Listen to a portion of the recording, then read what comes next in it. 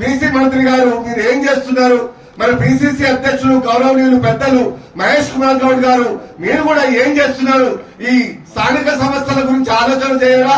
Reservation ప్రక్రియ తీసుకొని పోవాలనేది ఎందుకంటే మా బీసీ బిడ్డలు పెద్దపీట వేస్తాం. మా మహేష్ కుమార్ అన్న అదేవిధంగా మా అన్న కూడా బీసీ మంత్రి కూడా మా అన్నలు ఉన్నారనే ఒక ధైర్యంతో మేము ఉన్నాం.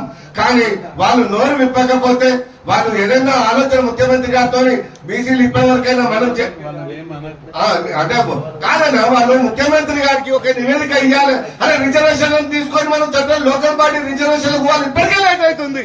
ఇప్పుడే గ్రామాలలో సర్పంచులు లేరు, వార్డు మెంబర్లు లేరు, జడ్పీటీసీల కాలం అయిపోయింది, ఎంపీటీసీల కాలం అయిపోయింది. అదే ప్రజాపాలన కొంత నెత్తనడక నడుస్తుంది.